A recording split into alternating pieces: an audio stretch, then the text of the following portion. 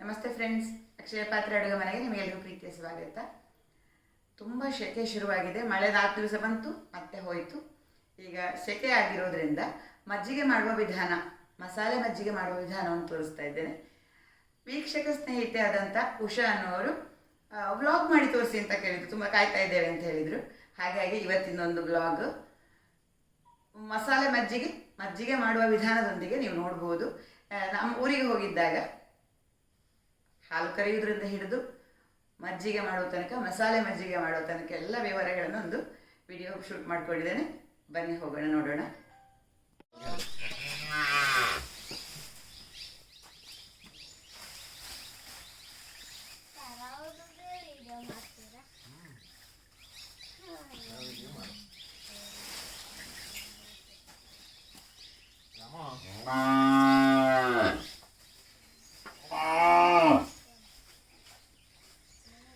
ಎಂತ ಬೇಕಡೆ ಪೂರ್ಣ? ಓಕೆ, ಎಂತ ಬೇಕು?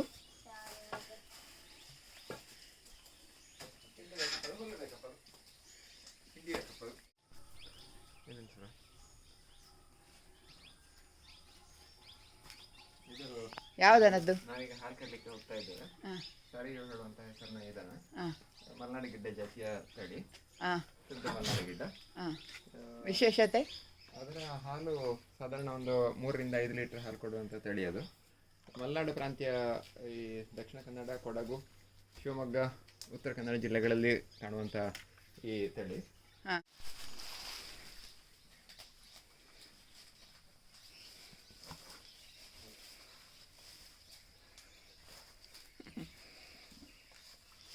ಇದು ಕರುವಿನ ಹೆಸರು ಎಂತ? ಶಾಂಭವಿ. ಶಾಂಭವಿ. ಎಷ್ಟು ದಿವಸ ಆಯ್ತು ಇದು? 20 ದಿವಸ ಆಯ್ತು ಈಗ ಇದನ್ನ ಕರುವಿಗೆ. ಹಾಂ, ಪುಟಾಣಿ ಕರು, ಸಣ್ಣ ಕರು.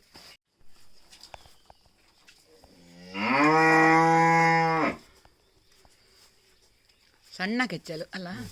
ಇದು ಕೆಚ್ಚಲಿಗೆ ಎಣ್ಣೆ ಉಜ್ಜಿಕೊಳ್ಳುವಂಥದ್ದು. ಅದು ಒಂದು ಕೈ ಜಾರಲಿಕ್ಕೆ ಉಪಯೋಗ ಆಗ್ತದೆ. ಮತ್ತೊಂದು ಈ ಅದರ ಕೆಚ್ಚಲಿನಲ್ಲಿ ಬೇರೆ ಎಂಥದ್ದು ಕೀಟ ಕ್ರಿಮಿಗಳು ಕೂತ್ಕೊಳ್ಳೋದು ಕಡಿಮೆ ಆಗ್ತದೆ. ಹಾಗೆ ಮನೆಯಲ್ಲಿ ಬಿರುಕು ಬರುವಂಥ ಸಾಧ್ಯತೆಗಳು ಕಡಿಮೆ ಆಗ್ತದೆ ಅದರಿಂದ. ಎಣ್ಣೆ ಪಸೆ ಇದ್ದರೆ ಎಣ್ಣೆ ಅಥವಾ ಬೆಣ್ಣೆ ಉಜ್ಜಿಕೊಳ್ಬೇಕು. ಬೇಗ ಹಾಲು ಕರಲಿಕ್ಕೂ ಆಗ್ತದೆ.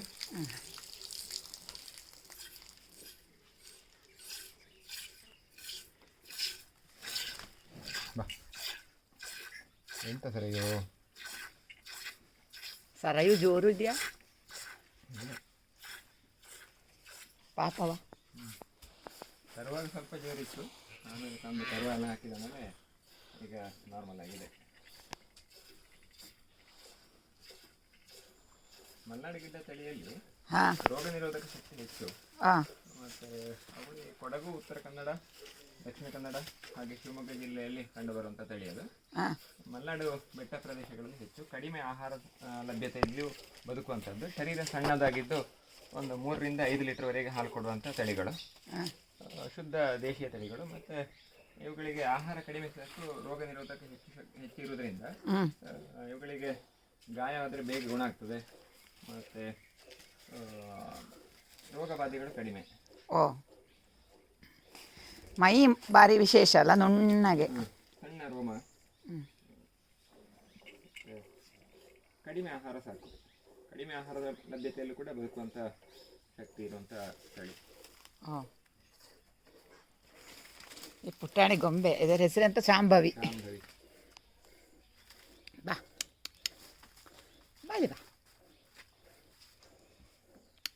ನಮ್ಮ ದೇಶದಲ್ಲಿ ಎಂತಮ್ಮ? ಈಗಷ್ಟೇ ಕರೆದ ಬಿಸಿ ನೊರೆ ಹಾಲು ತುರಿಸು. ಒಂದು ನಿಮಿಷ, ಇನ್ನು ಕುದಿಸ್ಲಿಕ್ಕೆ ತಗೊಂಡೋಗುದು.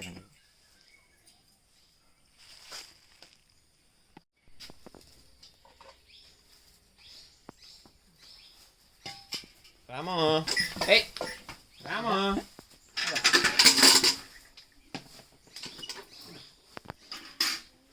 ಎಂತ ಹಿಂಡಿ ಕೊಡೋದಕ್ಕೆ? ಗೋಧಿ ಬೂಸ, ಕಡಲೆ ಸಿಪ್ಪೆ, ಪುದೀನ ಬೂಸ, ಹಾಗೆ ಎಳ್ಳಿಂಡಿ. ಈಗ ಶುದ್ಧ ದೇಶಿ ಏಟು ಹಾಲು ತಂದಾಯ್ತು. ಇದನ್ನ ಕಾಯಿಸುವಂತ ಕ್ರಮವನ್ನ ನನ್ನ ಮಿಸ್ಸಸ್ ರೋಹಿಣಿ ಹೇಳಿಕೊಡ್ತಾರೆ. ರೋಹಿಣಿ ಸ್ವಲ್ಪ ತೋರಿಸಿ. ಹಾ, ಈಗ ನಾನಿಲ್ಲಿ ಹಾಲನ್ನ ಕುದಿಯಲು ಇಡ್ತೇನೆ. ಹಾ. ಇಡುವ ಮೊದಲು ಪಾತ್ರದೊಳಗೆ ಸ್ವಲ್ಪ ನೀರು ಹಾಕೊಳ್ಬೇಕು. ಅದು ಯಾಕೆ? ತಳ ಹಿಡಿಯದ್ದಾಗೆ. ಇದನ್ನ ನನ್ನ ಅತ್ತೆಯವರು ಹೇಳಿಕೊಟ್ಟದ್ದು. ಈಗ ನಾನಿಲ್ಲಿ ಕಾಯಿಸಲು ಇಡ್ತೇನೆ.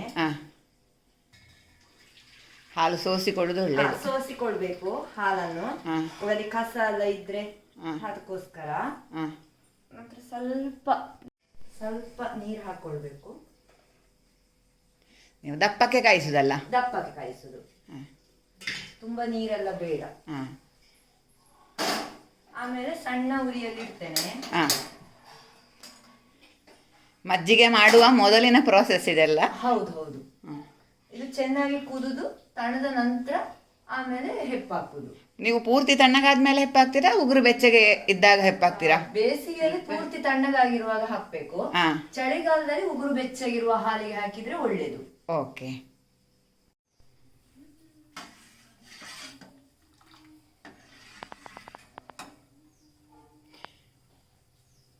ತಣ್ಣಗಾಗಿರೋ ಹಾಲನ್ನ ಈಗ ನಾನು ಹೆಪ್ಪಾಕ್ತೇನೆ. ಸ್ವಲ್ಪ ಮಜ್ಜಿಗೆ ಹಾಕ್ಬೇಕು, ಹುಳಿಯಾದ ಮಜ್ಜಿಗೆ ಹಾಕ್ಬೇಕು. ನಂತರ ಇದನ್ನ ನೀವು ಕೆನೆಯನ್ನು ಪ್ರತ್ಯೇಕ ಮಾಡುದಿಲ್ಲ, ಒಟ್ಟಿಗೆ ಹಾಕುದು.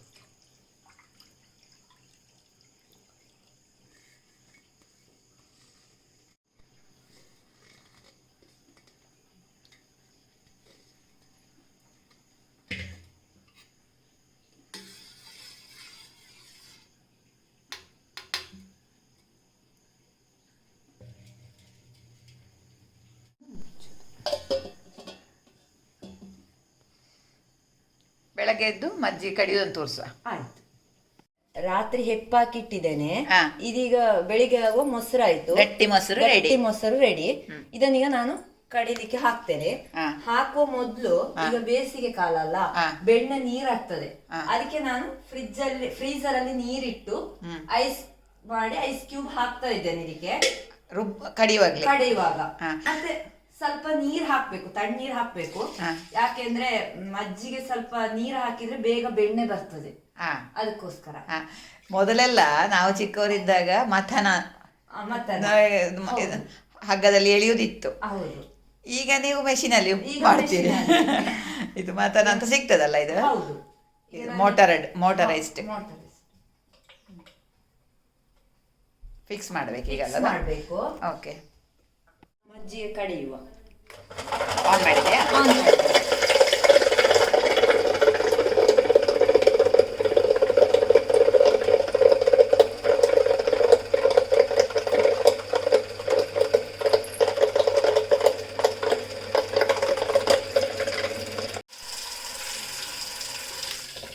ಆಯ್ತಲ್ಲ, ತೆಗೆಯುವುದಾ? ಹೌದು.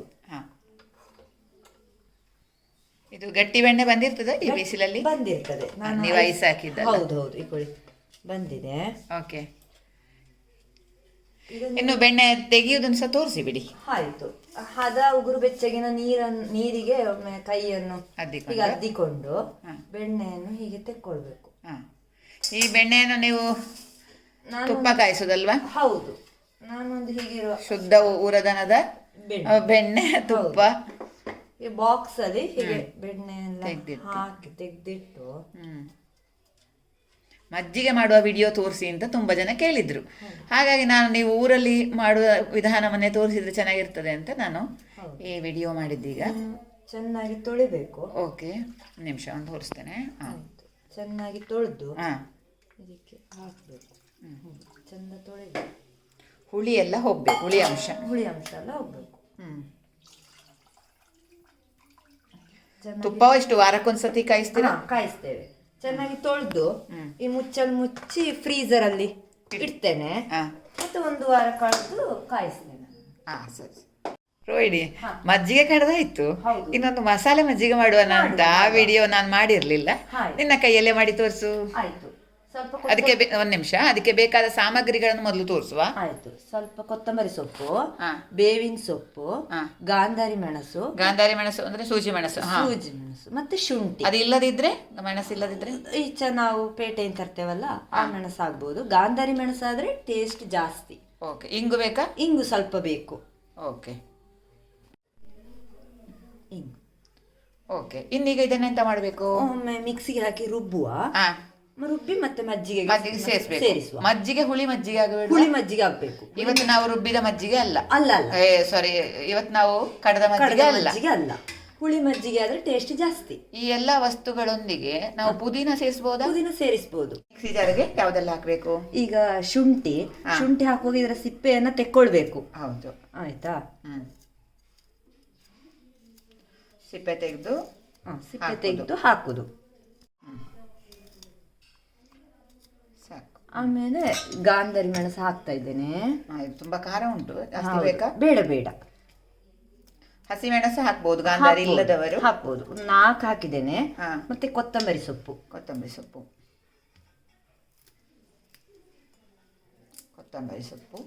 ಒಂದು 2 ಎಸಳು ಬೇವಿನ ಸೊಪ್ಪು ಪರಿಮಳಕ್ಕೆ. 2 ಕಡ್ಡಿ. ಓಕೆ. ಮತ್ತೆ ಸ್ವಲ್ಪ ಇಂಗು ಪರಿಮಳಕ್ಕೆ.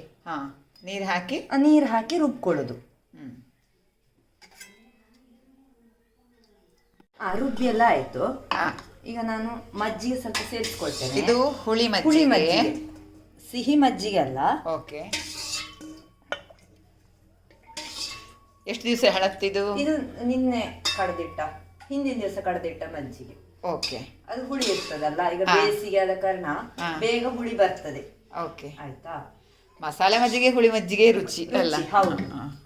ಈಗ ಸ್ವಲ್ಪ ಉಪ್ಪು ಹಾಕ್ಬೇಕು. ಈಗ ಕಲ್ಲುಪ್ಪು. ಆಯ್ತಾ? ಸ್ವಲ್ಪ ಸೌಟಲ್ಲಿ ಮಾಡಬೇಕಾ? ಮಾಡಿ. ಈ ಬೇಸಿಗೆಗಾಲಲ್ಲಿ ತುಂಬಾ ಸಣ್ಣ ಗೂಡಂಗಡಿಗಳಲ್ಲೆಲ್ಲ ಮಸಾಲೆ ಮಜ್ಜಿಗೆ ಮಾಡಿ ಕೊಡ್ತಾರಲ್ಲ. ಹೌದು. ಇನ್ನು ಈ ನಾವು ರುಬ್ಬಿದ ಮಸಾಲೆಯನ್ನು ಹಾಕ್ಬೇಕಾ? ಹೌದು. ಓಕೆ. ಈಗ ಮಸಾಲೆ ಎಲ್ಲ ಹಾಕಿ ಆಯ್ತು. ಈಗ ನೀರು ಸೇರಿಸುವ. ಬೇಕಾದಷ್ಟು ನೀರನ್ನು ಸೇರಿಸುವ. ಇದು ನೀರಾದ್ರೆ ಮಜ್ಜಿಗೆ ಟೇಸ್ಟ್. ಮಜ್ಜಿಗೆ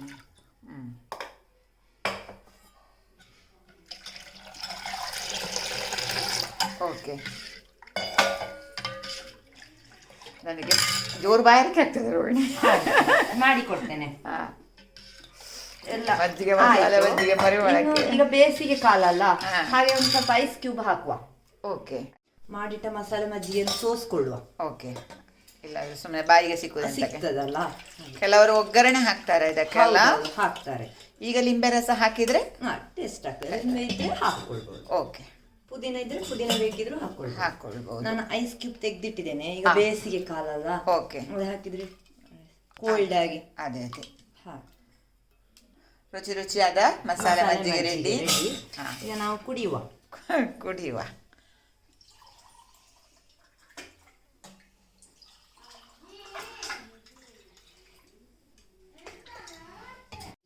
ನಾವು ಹಾಕುವ.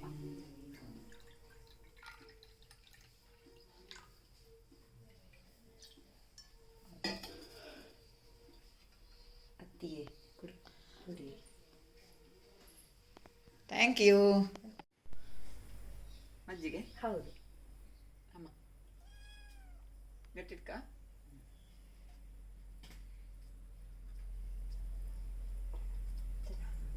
Thank you. ಸೂಪರ್ ಆಗಿದೆ. Thank you. ಕಾಕಾರ.